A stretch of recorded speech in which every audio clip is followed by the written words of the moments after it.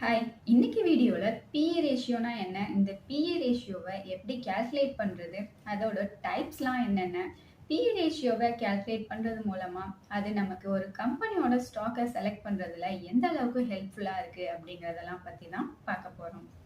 PE ratio அப்படிங்கிறது price to earnings ratio. இந்த PE ரேஷியோவை கால்குலேட் பண்றது மூலமா ஒரு கம்பெனியோட ஷேர் பிரைஸ் ஓவர் பிரைஸ்டா இருக்கா, இல்லைன்னா அண்டர் வேல்யூடா இருக்கா, அப்படி இல்லைன்னா கரெக்டான பிரைஸ்ல தான் இருக்கா அப்படிங்கிற விஷயங்களை நம்மளால தெரிஞ்சுக்க முடியும்.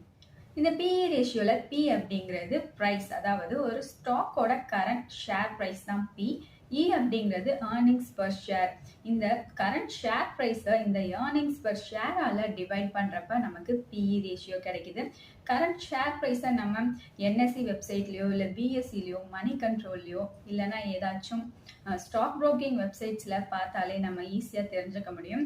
அதே சமயத்துல இந்த ஏர்னிங்ஸ் பர் ஷேர் அப்படிங்கிறது நம்மளா மேனுவலா கால்குலேட் பண்ணி நம்ம அந்த வேல்யூவை கொண்டு வந்து கரண்ட் ஸ்டாக் ப்ரைஸோட டிவைட் பண்றப்ப நமக்கு PE ரேஷியோ கிடைக்கும். ஸோ நம்ம ஃபர்ஸ்ட் ஏர்னிங்ஸ் பர் ஷேர்னா என்ன அப்படிங்கிறத பார்த்துடலாம். ஒரு கம்பெனின்னு இருந்தால் அதுக்கு நிறைய ப்ரொமோட்டர்ஸும் பார்ட்னர்ஸும் இருப்பாங்க. அந்த ப்ரொமோட்டர்ஸும் பார்ட்னர்ஸ்க்குமே அந்த கம்பெனியில் ஷேர் இருக்கும்.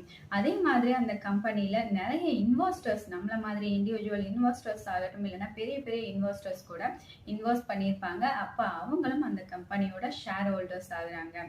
ஸோ ஒரு கம்பெனியில் கண்டிப்பாக லட்சக்கணக்கான ஷேர்ஸ் இருக்கும். அந்த கம்பெனியில் இருக்கிற ஒவ்வொரு ஷேரும் ஒரு வருஷத்துல எவ்வளவு வருவாயை ஈட்டி தருது அப்படிங்கறதா இந்த ஏர்னிங்ஸ் பர் ஷேர்.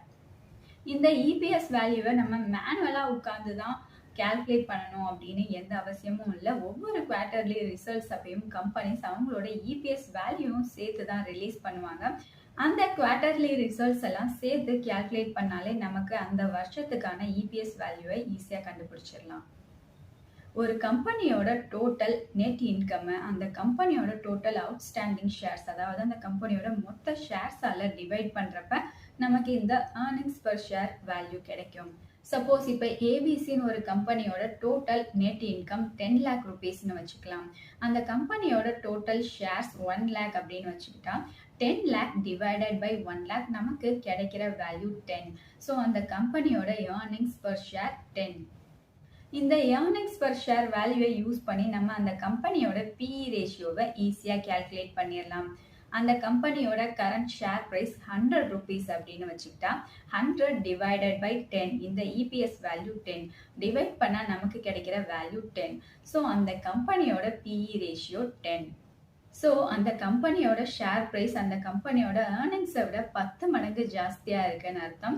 இன்வெஸ்டர்ஸ் அந்த கம்பெனியோட ஷேர் பிரைஸ்க்கு அந்த கம்பெனியோட ஏர்னிங்ஸை விட 10 மடங்கு ஜாஸ்தியா பணம் கொடுத்து இன்வெஸ்ட் பண்ண ரெடியா இருக்காங்க அப்படின்னு அர்த்தம்.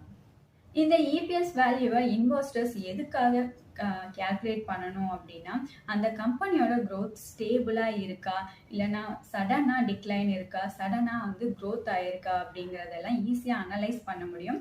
இப்படி அனலைஸ் பண்றது மூலமா அந்த கம்பெனி இன்வெஸ்ட் பண்றதுக்கு ஒரு ஸ்டேபிளான கம்பெனி தானா அப்படிங்கிறதையும் நம்ம தெரிஞ்சுக்க முடியும். ஒரு கம்பெனியோட PE ரேஷியோ ரொம்ப ஜாஸ்தியா இருந்துச்சு அப்படின்னா அதை ஹை PE ரேஷியோ அப்படின்னு சொல்லுவோம்.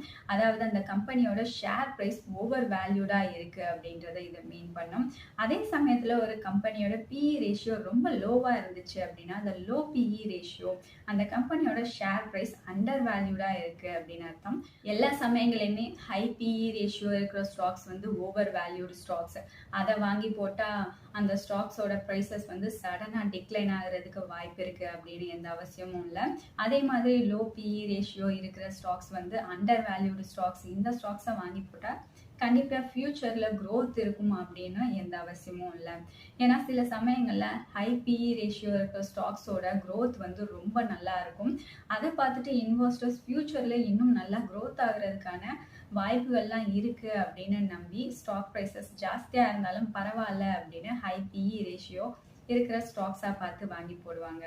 அதே மாதிரி இந்த லோ PE ரேஷியோ இருக்கிற ஸ்டாக்ஸ் வந்து அண்டர் வேல்யூடு. இதை வாங்கினா ஃபியூச்சர்ல நல்ல க்ரோத் இருக்கிறதுக்கான சான்சஸ் இருக்கு அப்படின்னு நம்பி நம்ம வந்து அப்படியே எந்த ஒரு ஸ்டாக்கையும் வாங்கி போட்டுறக்கூடாது.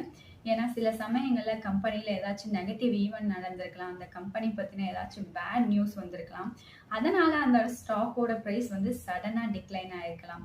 ஸோ ஒரு லோ PE ரேஷியோ இருக்கிற ஸ்டாக்கை வாங்குறதுக்கு முன்னாடி அந்த கம்பெனி பற்றின ஃபுல் அனாலிசிஸை பண்ணதுக்கப்புறம் தான் அந்த ஸ்டாக்ஸை வாங்கலாமா வேண்டாமா அப்படின்ற டெசிஷன் எடுக்கணும். ஒரு ஸ்டாக்கோட பிஇ ரேஷியோ ஹையாக இருக்கா இல்லைனா லோவாக இருக்கா அப்படிங்கிறத மெஷர் பண்ணுறதுக்கு நிறைய வேஸ் இருக்குது. ஒரு செக்டாருக்குள்ளே இல்லைனா ஒரு இண்டஸ்ட்ரிக்குள்ளே இருக்கிற நீங்கள் இன்வெஸ்ட் பண்ணணும்னு நினைக்கிற 2 கம்பெனிஸை எடுத்துக்கலாம்.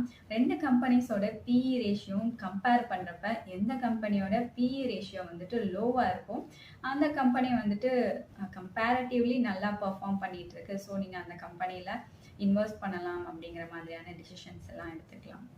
இப்போ பிஇ ரேஷியோட டைப்ஸ்லாம் என்னென்ன அப்படிங்கிறத பார்த்துடலாம். பிஇ ரேஷியோவில் TTM PE and forward PE அப்படின்னு 2 டைப்ஸ் ஆஃப் பிஇ ரேஷியோஸ் இருக்குது. இதில் டிடிஇ பிஇ அப்படிங்கிறது ட்ரையலிங் 12 months பிஇ, அதாவது ப்ரீவியஸ் 12 monthsல அந்த கம்பெனியோட இபிஎஸ் வேல்யூவை எடுத்து அதை அந்த கம்பெனியோட கரண்ட் ஸ்டாக் ப்ரைஸை டிவைட் பண்ணுறப்ப நமக்கு கிடைக்கிற வேல்யூ தான் இந்த டிடிஇ பிஇ. பொதுவாக ஃபார்வர்ட் பிஇயோட கம்பேர் பண்ணுறப்ப இந்த டிடிஇ பிஇயை கேல்குலேட் பண்ணுறது ரொம்பவே ஈஸி. ஏன் அப்படின்னா கம்பெனிஸ் வந்துட்டு குவார்ட்டர்லி ரிசல்ட்ஸ் வந்து ரிலீஸ் பண்ணுறப்பே அந்த 4 குவார்ட்டருக்கான இபிஎஸ் வேல்யூயும் வந்து அவங்க ரிலீஸ் பண்ணிடுவாங்க. சிம்பிளாக நம்ம அந்த 4 குவார்ட்டருக்கான இபிஎஸ் வேல்யூயும் ஆட் பண்ணி கரண்ட் ஸ்டாக் ப்ரைஸோட டிவைட் பண்ணுறப்ப நமக்கு இந்த டிடிஇ பிஇ ஈஸியாக கிடச்சிரும். அதே சமயத்தில் இந்த ஃபார்வர்ட் பிஇ அப்படிங்கிறது ஃபியூச்சர் 12 monthsல அந்த கம்பெனியோட இபிஎஸ் வேல்யூ என்ன இருக்கும் அப்படின்றத அவங்களா ப்ரெடிக்ட் பண்ணி எஸ்டிமேட் பண்ணி அந்த வேல்யூவை கொண்டு வந்துட்டு அந்த கம்பெனியோட கரண்ட் ஸ்டாக் ப்ரைஸோட டிவைட் பண்ணுவோம். அப்படி கிடைக்கிறதா இந்த ஃபார்வர்ட் பிஇ. இந்த ஃபார்வர்ட் பிஇ வந்து அனலைஸ் பண்ணுறது கண்டுபிடிக்கிறது வந்து கொஞ்சம் கஷ்டமான விஷயம். ஏன் அப்படின்னா அடுத்த 12 monthsல அந்த கம்பெனியோட சேல்ஸ் எப்படி இருக்கும், ப்ராஃபிட் அண்ட் லாஸ் எப்படி இருக்கும், அந்த கம்பெனியோட இபிஎஸ் வேல்யூ என்னவா இருக்கும் அப்படிங்கிற விஷயங்களை வந்துட்டு நம்மளா ப்ரெடிக்ட் பண்ணி நம்மளா எஸ்டிமேட் பண்ணி அந்த வேல்யூ கொண்டு வந்து கரண்ட் ஸ்டாக் ப்ரைஸோட டிவைட் பண்ணணும். ஸோ இது வந்துட்டு டிடிஇபியோட கம்பேர் பண்ணுறப்ப ஃபார்வர்ட் பிஇயை கண்டுபிடிக்கிறது கொஞ்சம் கஷ்டமான விஷயம். இந்த இன்ஃபர்மேஷன் உங்களுக்கு யூஸ்ஃபுல்லாக இருந்திருக்கும்னு நினைக்கிறேன். இதே மாதிரி இன்னும் நிறைய யூஸ்ஃபுல்லான இன்ஃபர்மேஷனுக்கு நம்ம சேனலை மறக்காமல் சப்ஸ்கிரைப் பண்ணிக்கோங்க.